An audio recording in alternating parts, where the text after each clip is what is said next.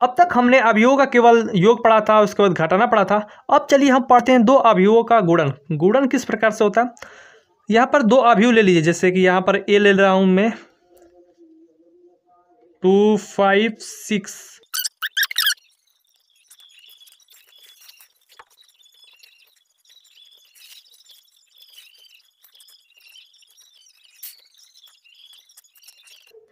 तो मैंने कुछ यहाँ पर उदाहरण लिख लिए हैं, ठीक है। तो ये आपके पहला के लिए आपका मैट्रिक्स ए बी, उसके बाद दूसरा क्वेश्चन के लिए ए बी, उसके बाद तीसरा के लिए ए बी। अब हमें निकालना है मल्टीप्लिकेशन यानी ए इंटू बी, ठीक है।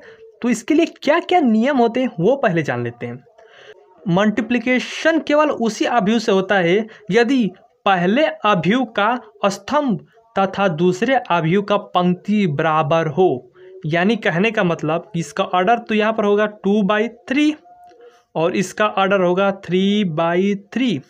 तो अतः अवयव ए का आपका जो स्तंभ का वैल्यू है अवयव बी के पंक्ति के वैल्यू के बराबर होना चाहिए। तो इसे संकेत भाषा में इस प्रकार से डिनोट किया जाता है कि m क्रॉस p, और यहाँ पर यदि p क्रॉस n है तो ये आपके दोनों बराबर होने चाहिए।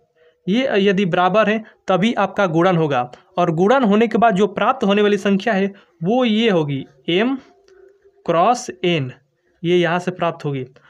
उसके बाद अब चलिए देख लेते हैं किस प्रकार से गुणन किया जाता है। गुणन करने के लिए पहले पंक्ति यानी अवयव ए का पहला पूरा पंक्ति अवयव बी के पहले स्तंभ से गुणा करके जोड़ दिया जाता है, यानी इसका इसमें गुणा करके जोड़ दिया जाएगा। उसके बाद दूसरे पहले पंक्ति का दूसरा एलिमेंट पहले स्तंभ का दूसरे एलिमेंट से गुणन होगा, उसके बाद बीच में प्लस लग जाएगा। उसके बाद पहले पंक्ति का तीसरा एलिमेंट उसके बाद बी वाले के पहले स्तंभ का तीसरा एलिमेंट से गुणा होकर जुड़ जाएगा आपस में। इसके लिए हम यहाँ पर पहले डिनोट कर लेते हैं ए और बी, ठीक।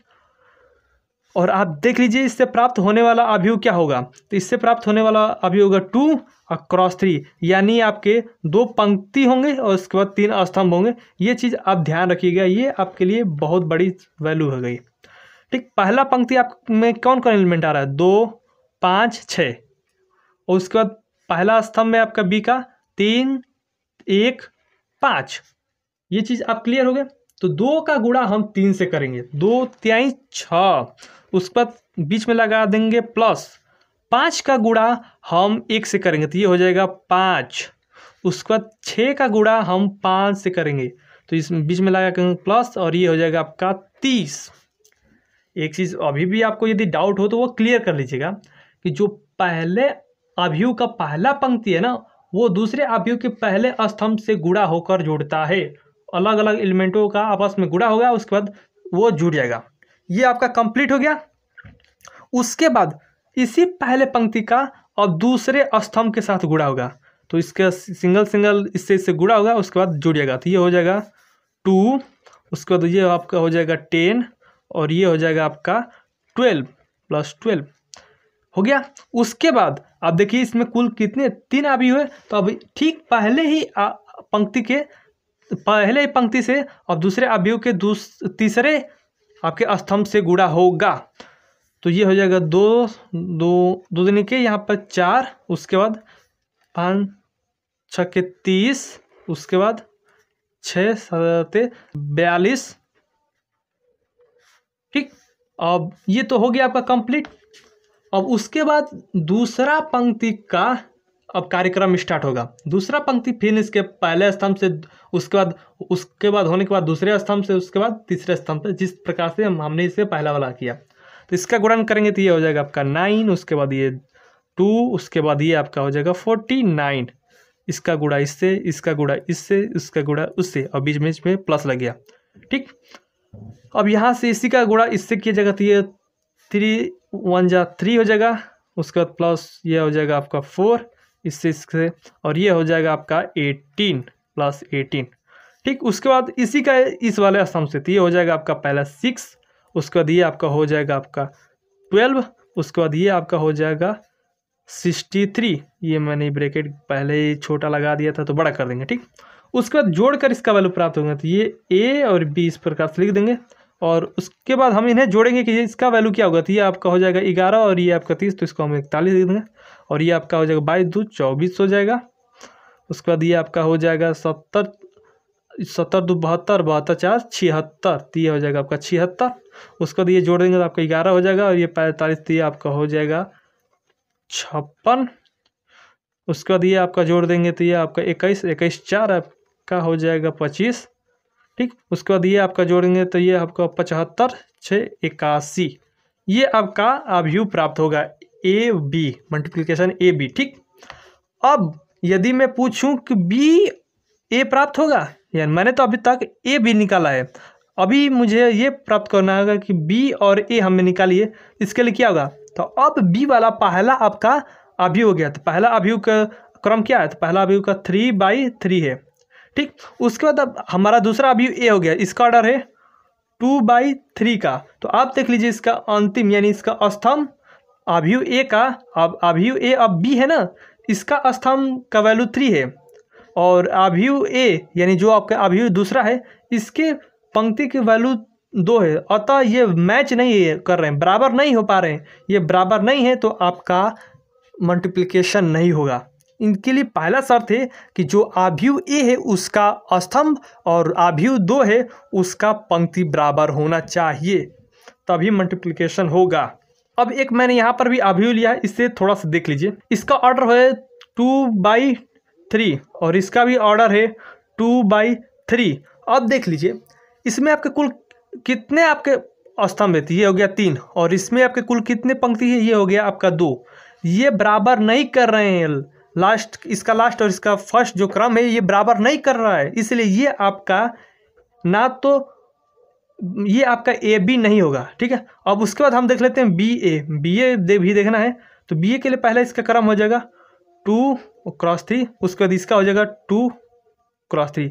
ये भी आपका वैल्यू और ये भी आपका वैल्यू सेम नहीं है, इसलिए ना तो ये ए बी प्राप्त होगा और ना ही ये बी ए प्राप्त होगा, ये दोनों भी आपके प्राप्त नहीं होंगे, ठीक। उसके बाद मैंने यहाँ पर तीसरा लिया है जो कि आपके लिए समझने के लिए और इम्पॉर्टेंट होगा। जितना क्वेश्चन मैं आपको डिलीवर करूँगा आप उससे आसानी से समझेंगे तो और भी आपको अच्छा लगेगा। और एक चीज़ आप स्वयं भी इसका नोट्स बना सकते हैं जिस प्रकार से मैं समझाया हूँ, और जब मैं क्वेश्चन भी आपको दूं तो आप ज़रूर उसको हल करिए, क्योंकि जितना प्रैक्टिस करेंगे उतना ही आपके लिए बेनिफिट होगा। यहाँ पर आपका देख लीजिए इसका क्रम क्या होगा 2/3 और इसका क्रम होगा 3/2। आप देख लीजिए इसके स्तंभ और इसके पंक्ति की वैल्यू समान है, अतः इसका मल्टीप्लिकेशन होगा।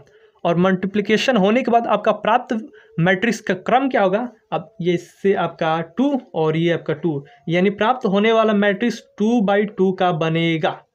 ये चीज़ आप क्लियर करा लीजिए। 2 अवयव दिए गए हैं, इसके पहला अवयव का स्तंभ दूसरा अवयव का पंक्ति इनका बराबर होना चाहिए और प्राप्त होने वाला ये आपका पंक्ति और ये स्तंभ। मैंने इसको बार बार बोला, आपको थोड़ा बोरिंग लग रहा होगा, लेकिन ये चीज़ आपके लिए महत्वपूर्ण है, इसलिए मैं थोड़ा बार बार इसे दोहरा दे रहा हूँ, ठीक।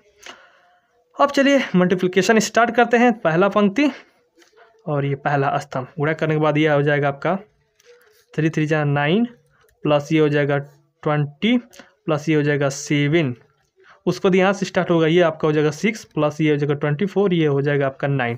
उसको यहाँ से स्टार्ट होगा ये आपका हो जाएगा 6 18 हो जाएगा। उसके बाद ये आपका हो जाएगा प्लस 35 प्लस ये आपका हो जाएगा 35, ठीक। उसके बाद यहाँ से हम मल्टीप्लाई करेंगे तो ये 12 हो जाएगा। उसके बाद ये आपका 42 हो जाएगा। उसके बाद 45 हो जाएगा, ठीक है। अब इससे हम ऐड करेंगे, ऐड करने के बाद क्या होगा, ये आपका 27 और यहाँ से लेंगे तो ये हमारा हो जाएगा 36, ठीक। उसके बाद ये आपका हो जाएगा 30 30 39 हो जाएगा। उसके बाद ये आप 35 35 70 70 और ये आपका हो जाएगा 88, 70 और 18 88 हो जाएगा। उसके बाद ये आपका हो जाएगा यहाँ पर 45 दिया गया और ये 42 होती है, हो जाएगा 80 और 80 87 और 87 में आप 12 जोड़ेंगे तो ये हो जाएगा आपका 99। अतः ये आपका 2/2 का प्राप्त आपका मैट्रिक्स है। और इसमें जोड़ घटाना आप स्वयं भी कर लीजिए, यदि फॉल्टेज हो तो वो ध्यान दे दीजिएगा। मैं सिर्फ आपको किस प्रकार से हल करना है ये चीज़ आपको फोकस कर रहा हूँ यदि। और एक चीज़ संकेत के रूप में यहाँ देख लीजिए मैट्रिक्स ए, देखो यदि समझ में आ जाए तो आप 10 सेकेंड 20 सेकेंड या नेक्स्ट टॉपिक पर स्किप कर सकते हो, लेकिन आपको यदि समझ नहीं आ रहा है तो इससे थोड़ा सा ध्यान दीजिएगा मैं क्या क्या कहना चाह रहा हूँ। तो यहाँ से हो जाएगा आपका कोई भी आपका मैट्रिक्स, यहाँ से हो जाएगा बी कोई भी मैट्रिक्स। अब यहाँ का जो क्रम हो m/p, मैंने m/p इसलिए लिया क्योंकि यहाँ पर भी वैल्यू आपके चेंज होते रहेंगे। यदि n लूँ तो यहाँ पर n बाई कुछ स्टार्ट करना पड़ेगा, ठीक है। और यहाँ से हो जाएगा p/n। तो आप देख लीजिएगा m/p और p/n लिख लीजिएगा। और यहाँ से देखिएगा कि क्या ये दोनों बराबर हैं। यदि बराबर है तो मैट्रिक्स होगा, मल्टीप्लिकेशन होगा, और यदि नहीं बराबर है तो नहीं होगा। और यदि बराबर है, प्राप्त होने वाला आपका मैट्रिक्स का ऑर्डर m/n होगा। उसके बाद क्या क्या करना है, आपका जो पहला पंक्ति है उसके दूसरे स्तंभ से आपको गुणा करना है। इसमें का जितने आपके पंक्ति रहेंगे, यानी जितने आपके इस स्तंभ में एलिमेंट रहेंगे, जितने आपके पंक्ति में एलिमेंट रहेंगे उनका मल्टीप्लाई स्तंभ के एलिमेंट से कर दीजिएगा। उसको करने के बाद अब इस प्रकार से लिख दीजिएगा जो भी प्राप्त होगा। उसके बाद पहले ही पंक्ति का इसमें दूसरा स्तंभ से करना है, वो भी हो जाएगा। उसके बाद पहले ही पंक्ति से यदि तीसरा भी है तो तीसरा भी करिए, वो भी हो जाएगा। उसके बाद आपका दूसरा पंक्ति होगा, पुनः इसी प्रकार से रिपीट करेंगे, पहला स्तंभ, दूसरा स्तंभ, तीसरा स्तंभ, वो भी हो जाएगा जिस प्रकार से रहेगा। यदि आपका तीसरा पंक्ति भी है तो आप तीसरा भी करिए, ठीक है। इस प्रकार से होगा और जोड़ करने के बाद आपके 3 वैल्यू प्राप्त हो, यहाँ पर सभी के सभी अलग अलग वैल्यू प्राप्त हो जाएंगे और ये आपका 3/3 का बन जाएगा। यही चीज़ मैं आपको मेनली समझाना चाहता हूँ, ठीक है। उसके बाद अब इसका प्रॉपर्टी देख लेते हैं। आई होप आपको ये समझ में आया होगा। यदि कोई आपको डाउट हो तो उसे पूछ लीजिएगा, और मैं 1-2 क्वेश्चन आपको दे रहा हूँ, आप उसे हल करिए। और जो इसमें वीडियो का ड्यूरेशन है, ये ड्यूरेशन लिख कर उसका आंसर सामने लिख दीजिएगा, जिससे पता चल जाएगा कि जो आप आंसर दे रहे हैं वो किस क्वेश्चन का आंसर दे रहे हैं। क्योंकि मैं सभी क्वेश्चनों का नंबर वाइज या सीरियल वाइज ऐसा नहीं बनाया हूँ। आप वहाँ पर उसका नंबर लिख दीजिएगा कि इस क्वेश्चन का ये आपका आंसर है, बस ड्यूरेशन वहाँ पर लिख देंगे तो ठीक है। ये आपका क्वेश्चन है, आपको सिर्फ 2 वैल्यू प्राप्त करना है, एक तो a और b मल्टीप्लाई करना है इसका। ये हमें बताइए ये क्या होगा पहला, उसके बाद दूसरा हमें बताइए b और a क्या होगा। एक चीज़ और, यदि होगा तो निकालिएगा, नहीं होगा तो आप लिख दीजिएगा कि नहीं है। ये आपके ऊपर है कि आप इससे क्वेश्चन को कर पाएंगे कि नहीं। मैं इसमें हिंट थोड़ा भी नहीं दूंगा, सिंपल सा है, आपको किस प्रकार से हल करना है मैंने आपको ऑलरेडी बता चुका हूँ। तो आप ड्यूरेशन लिखने के बाद पहला और दूसरा का आंसर आप दे दीजिएगा, ठीक है। अब चलिए पढ़ लेते हैं property of A matrix multiplication, यानी जो अवयव का गुणन किया जाता है उसके कुछ गुणधर्म होते हैं, वो चीज़ आप जान लेते हैं। पहला है कि क्रम विनिमय नियम का पालन नहीं करता है। जैसे कि आप जानते हैं मैथ में होता है कि 2 गुणे 5 करे या 5 गुणे 2 करे, उसका प्राप्त संख्या 10 ही होगा। लेकिन मैट्रिक्स में ऐसा नहीं है। यदि आप ए बी करते हैं, उसका जो प्राप्त संख्या हो वो कभी भी बी ए की संख्या से मैच नहीं करता, ठीक है। ये चीज़ आप ध्यान दे लीजिएगा। उसके बाद दूसरा आता है, यदि ए बी का अस्तित्व है तो आवश्यक नहीं कि बी ए का भी अस्तित्व होगा। इसका सिंपल सा आप रीजन जानते हैं कि यदि ए बी अस्तित्व में है तो ये जरूरी नहीं कि बी ए भी मैट्रिक्स जो प्राप्त होगा वो भी आपके अस्तित्व में होगा। रीजन देखिए, ये आपका ए का आपका ऑर्डर है, ये आपका बी मैट्रिक्स का ऑर्डर है।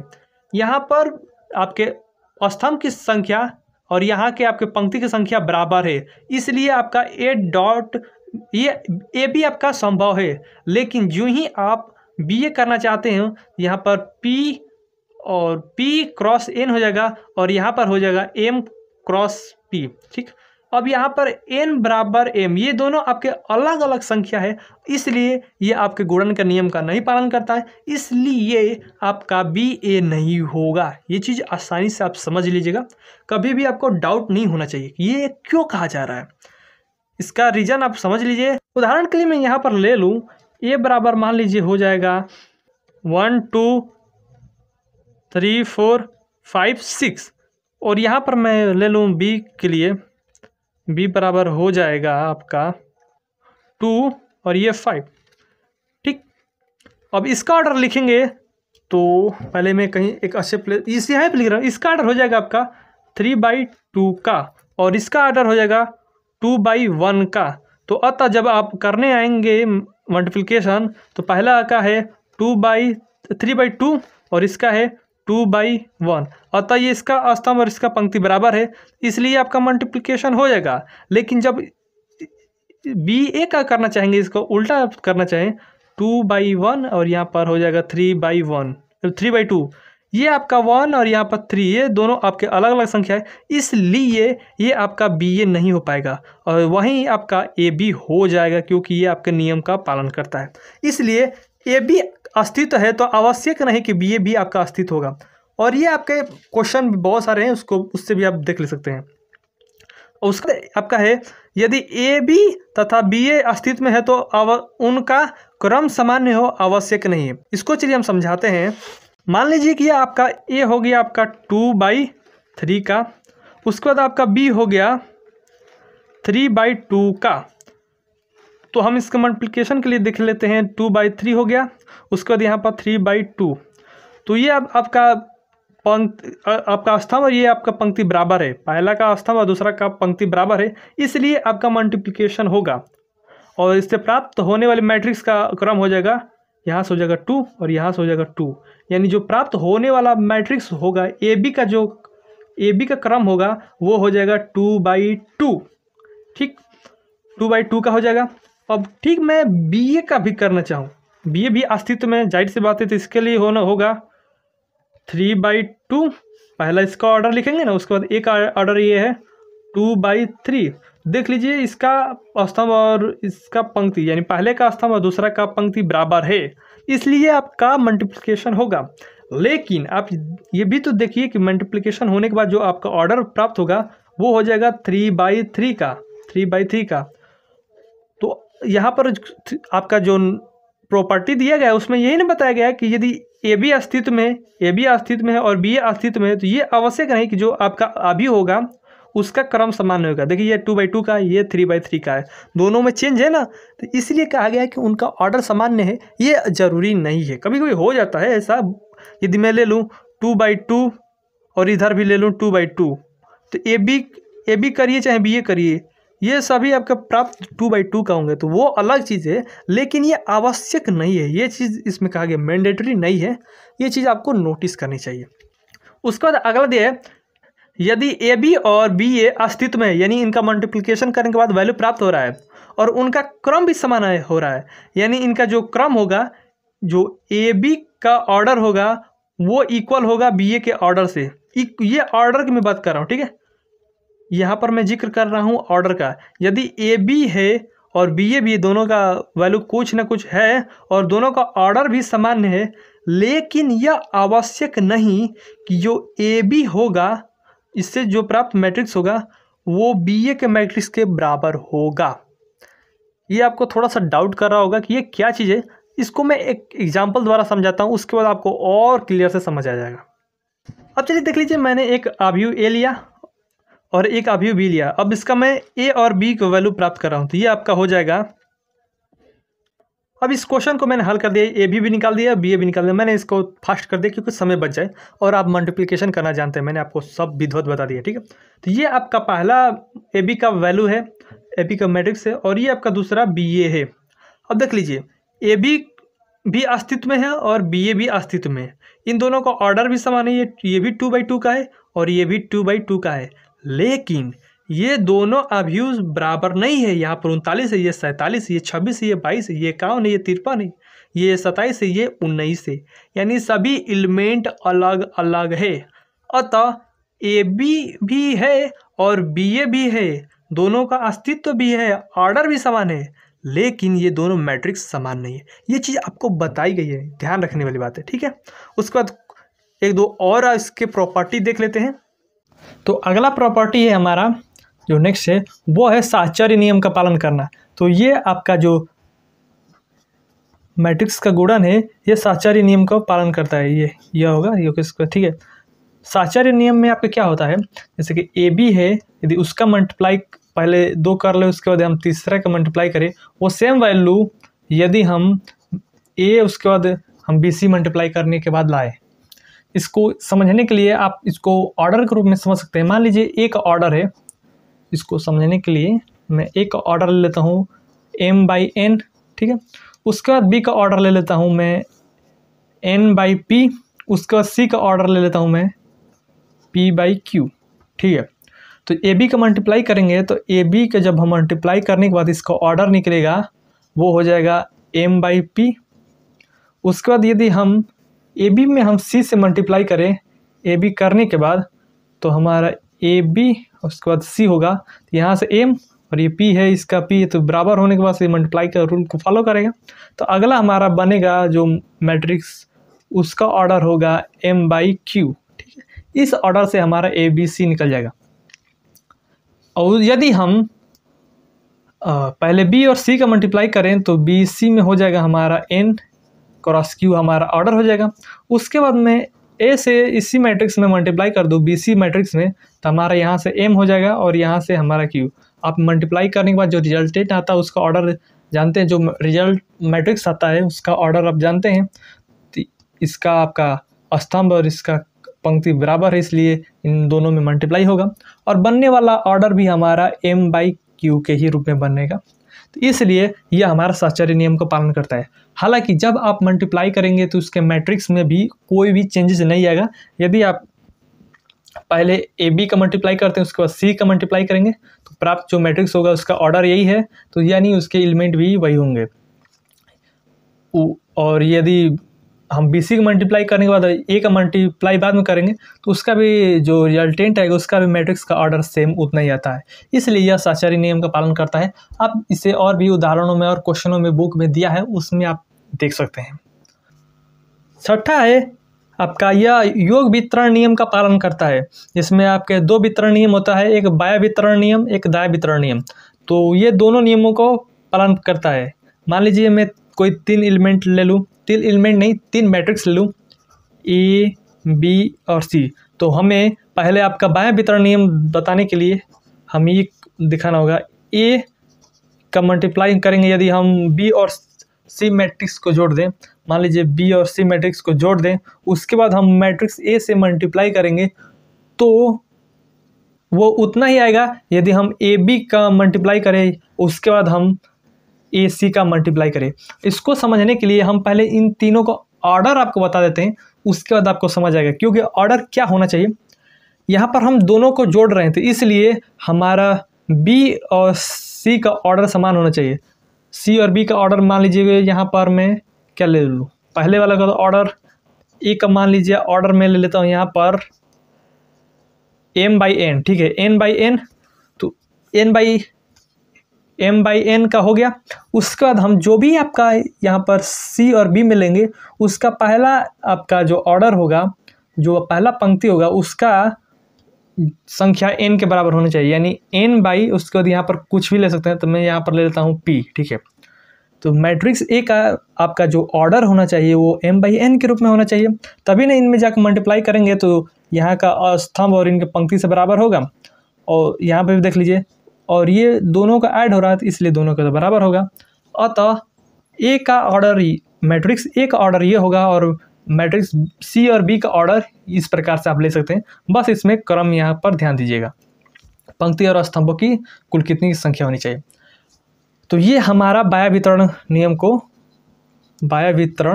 को पालन करता है, फॉलो करता है। अब इस ऑर्डर के रूप में समझ सकते हैं, जैसे कि यहाँ पर मैं समझाऊं तो ए का ऑर्डर यही रहेगा। यदि हम इन दोनों को जोड़ भी दें तो यहाँ पर ऑर्डर के रूप में लेता हूँ, जिससे आपको समझाने में और आसानी होगी, क्योंकि आपने ऑर्डर में रूप में ऑलरेडी समझ रखा है। तो ये होगा m बाई एन, इसका ऑर्डर है, और इसका जोड़ने के बाद n बाई पी के रूप में है। तो ये देखिए दोनों बराबर है, यानी मैट्रिक्स ए का आपका जो स्तंभ की संख्या है और मैट्रिक्स बी और सी को जोड़ने के बाद जो प्राप्त स्तंभ, पंक्ति और स्तंभ का ऑर्डर होगा, यानी जो मैट्रिक्स का ऑर्डर होगा उसमें आपका यहाँ पर पंक्ति की संख्या n है, तो इसलिए मल्टीप्लाई का नियम को पालन करता है।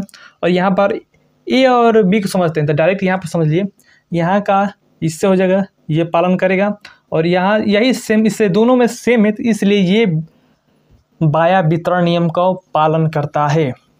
उसका दाह्य वितरण नियम ये है, इसको बस इसी प्रकार से आप समझ लीजिए। इसमें क्या है, जैसे कि इसको आप छठे में पहला मान लीजिए, छठे में दूसरा मान लीजिए।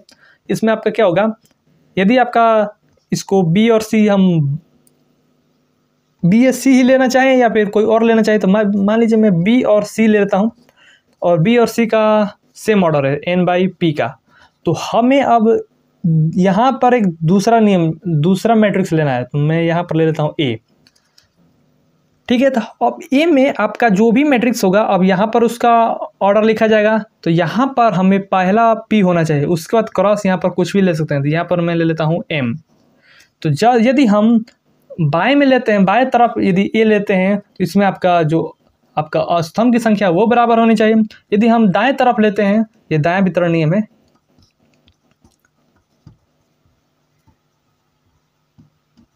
तो इसमें आपके ये पी वाले बराबर होने चाहिए।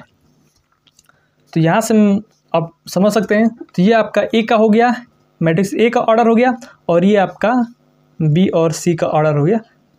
ये बस समझाने के लिए लिए हैं कि ऐसा क्यों होता है, और क्या आप अलग अलग लेंगे तो अलग अलग, बस यही इसको ध्यान देना है। यदि आप इसको ध्यान दे दिए तो ये आपके नियम का पालन करता है। उसका तीसरा है आपका आइडेंटिटी। तीसरा नहीं कहेंगे, अब ये तो दो इसके हो गए। अब यहाँ से मैं सातवां ले लेता हूँ। अब ये दोनों बस वितरण नियम को समझ लीजिए, ये पहला दूसरा वितरण नियम को, छठवें में ये पहला दूसरा। अब इसके बाद सातवां यहाँ से ले लेता हूँ। आइडेंटिटी में क्या होता है, आइडेंटिटी आपको पता होगा आई होता है। यदि 2x2 का लेना है तो ये आपका मैट्रिक्स बनेंगे, यहाँ पर एक और यहाँ पर एक और बाकी सब जीरो, यानी जो जितने भी उसके विकर्ण के एलिमेंट होंगे वो 1 1 होते हैं और बाकी सब जीरो होते हैं, उससे हम आइडेंटिटी कहते हैं।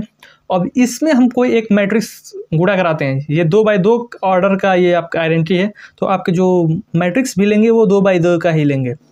यदि हम इसमें कोई भी एलिमेंट से हम गुणा कराते हैं तो जो हमारा आई और ए का वैल्यू होगा वो ए के बराबर ही होता है, ये आपका आइडेंटिटी बताता है। और इसमें एक चीज़ और, यदि वो सेम बराबर ए और आई करें, यानी आगे पीछे आइडेंटिटी से मल्टीप्लाई करें, तो वो आपका वैल्यू ए ही आएगा, ये आपका आइडेंटिटी नियम होता है।